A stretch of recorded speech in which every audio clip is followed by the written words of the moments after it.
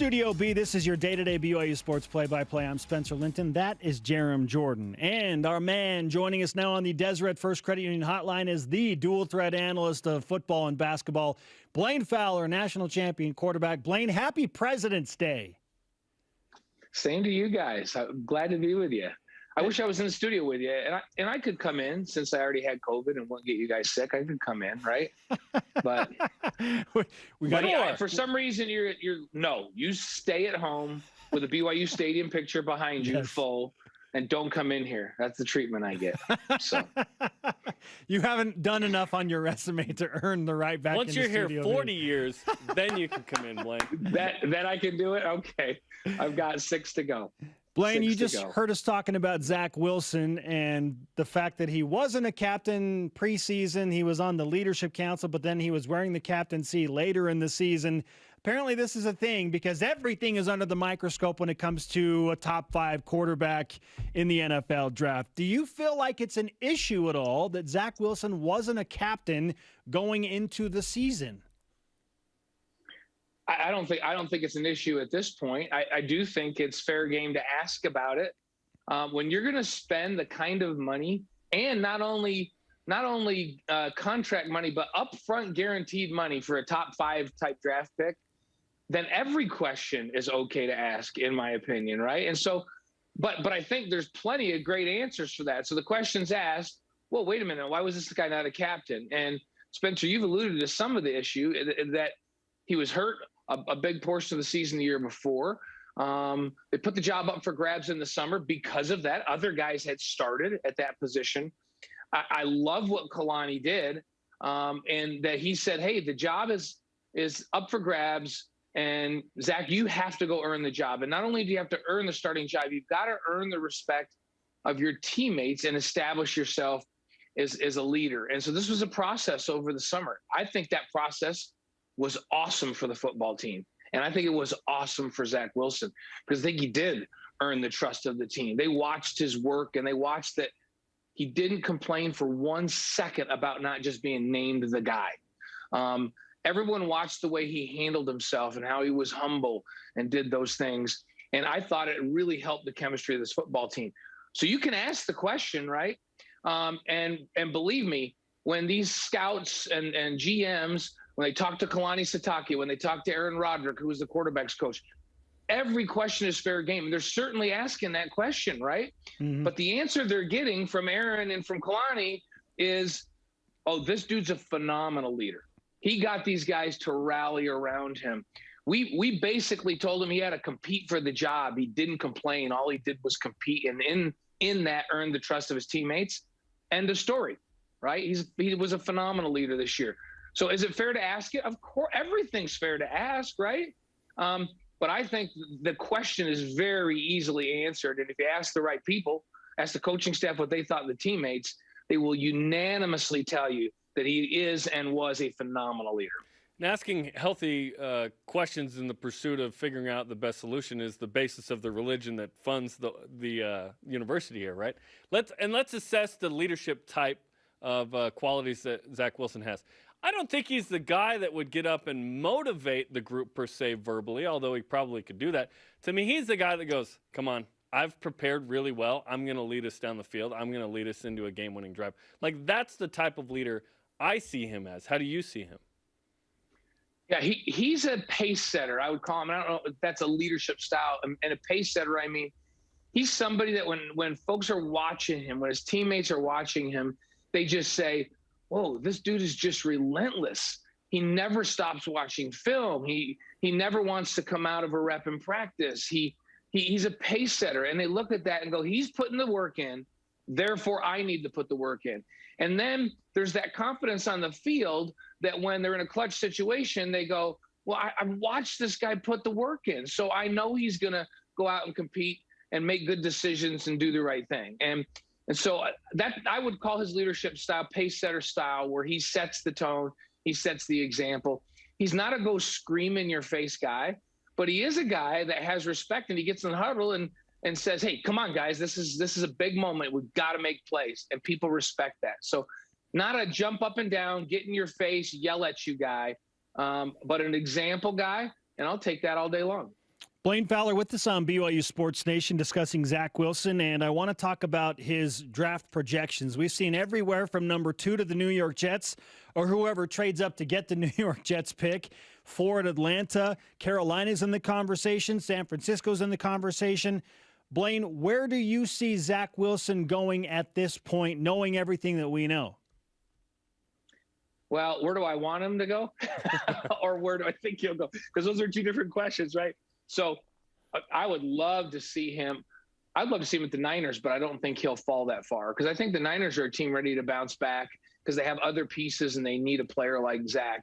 So from a fit, the style of offense, a team that's ready to compete, that would be great. Carolina's kind of that way too. So you almost hope for his ability to contribute and all of that he could go to one of those.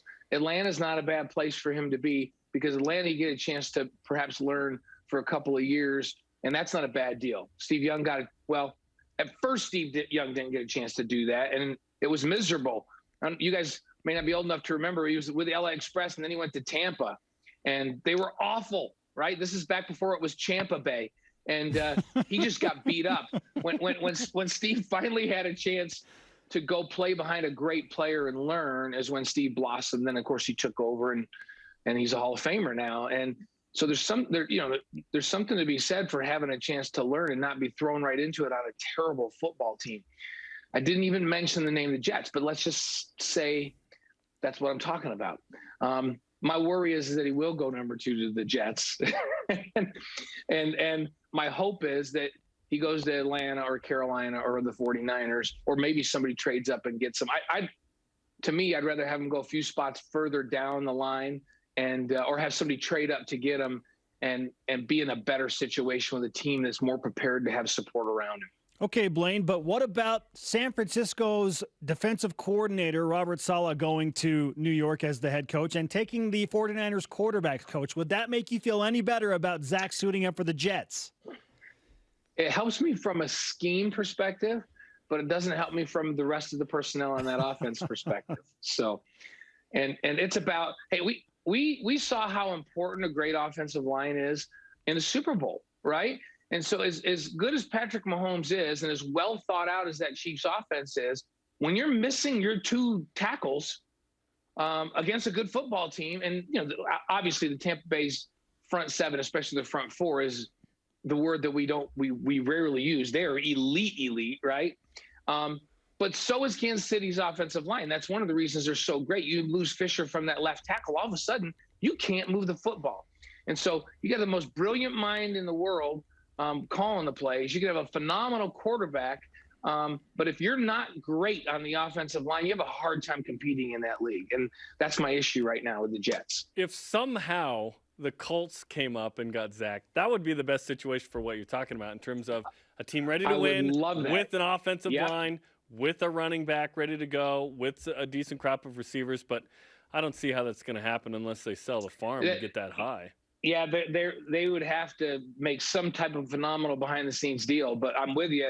If we're just picking a place for him to go where he can thrive, oh, man, that would be phenomenal, right?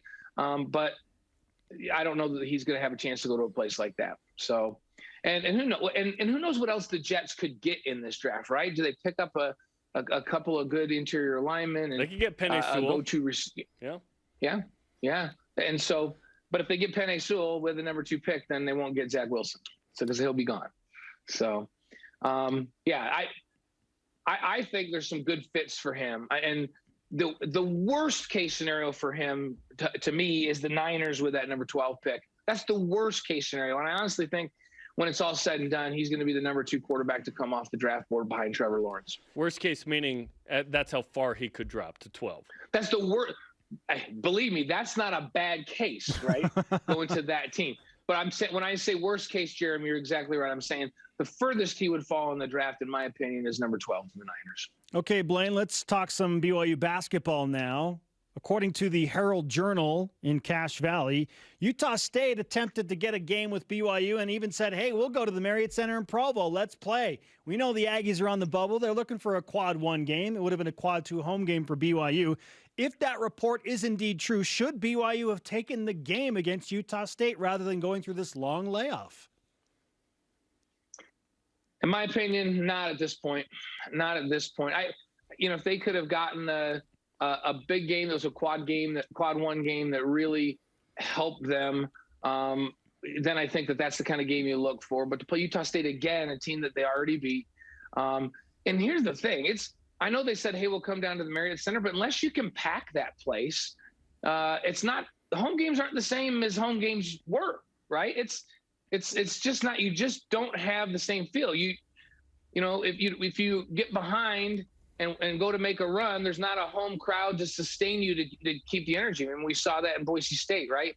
And so it's a risk. And at this point, should BYU really take a risk on a game like that? They should play a game that if they win, it helps them. If they lose, it doesn't really hurt them. And I don't know that it hurts them dramatically, but for everything we're seeing, they're an 8 or a 9 seed right now in the tournament. The games they have remaining on the schedule should be. As I was looking at the ESPN predictor, and I don't know how much I believe in that, but let's just use that as a reference. I think the lowest chance of winning they have in their next 3 games is 70%, right? And so then they go into that WCC tournament, and whether they play Gonzaga again or not, we'll see. But there really isn't, in my mind, a compelling reason to play Utah State at this point. BYU's played enough games. They got games coming up this week. I didn't see the need to do it. And then you look at what BYU's playing this week with Pacific and LMU. A couple of Pacific, at least, is a quad 2 game. LMU is quad 2, I think, right now. So these are important games. Hopefully they stay quad 2 on Selection Sunday. That'd be nice. What concerns you, if anything, about this road trip? I worry about the layoff, right? And that's why I would have worried about that game on Saturday, right? I worry about a layoff, and I worry about being a little bit rusty in terms of everybody remembering their roles and playing at full speed and playing with confidence and remembering where your shots come, all of that. Honestly, that's the only thing I'm worried about. And I'm worried about that early in the first contest, right? I think once they get the wheels back under them and they start to remember how they played together in the Portland game, or even in the second half of the Gonzaga game, I think they'll be fine. I think they come out with wins in both road games this week. Blaine Fowler with us on BYU Sports Nation. Blaine, can BYU do anything to improve their seed line with the games that they have remaining on the schedule? Because right now they're projected as an 8 or a 9. Is there anything they can do to get up to that 7 line? I don't know that they improve unless Gonzaga plays in the tournament and they beat them, right? They may move up one spot. So say they win out and they win in the tournament, and Gonzaga comes to the tournament and they play them in the finals and lose. They could move up in that scenario, but I don't know that there's anything they can do here in the regular season to move up at this point. Hey, you know what? I'll take an 8 seed right now in the tournament. And I think that this is a team that's deep enough and long enough and can match up with different matchups. They can go small, they can go big. Last year, one of the issues, as good as they were, they had some issues if they end up facing a team with a really, really big interior. And this year, they can match up with anything they face. That makes them a nice tournament team. So I like their chances as an 8 seed of winning and advancing in the NCAA tournament. Hey, Blaine, only 10 more years on your resume, and we'll let you back into Studio B. No, it's down to 6. Oh, it's down to 6. Okay. Wait, okay. You guys forgot I'm coming on the 25th to co-host. Which one of you guys am I with? Me. Oh, that's right. You're hanging with out, me. You don't even know. with I'm Jarom. with Jarom. Yeah, let's party, Yeah, I'm Blaine. gonna come hang out with Jarom. Spencer needs a dap. So you just never let me in when both of you were in, and it's I don't know. It's like, oh no, you can be our friend if our best friend's gone, but Blaine, it's only if Atlanta. our best friend's gone. Come on. We'll plan a lunch I date. know. I'll buy you lunch. We'll make Okay. amends. I would say let's all go golfing, but I'm looking out my window and that's not happening for a few days. For a I don't couple think. days. So, Exactly. You got to wait a while for that. Blaine, thanks for the time, my friend. all right, guys, good to talk to you. Blaine Fowler on the Deseret First Credit Union Hotline. Deseret First, you know why, we show how. He's almost been doing this as long as I am old. I mean, that's insane.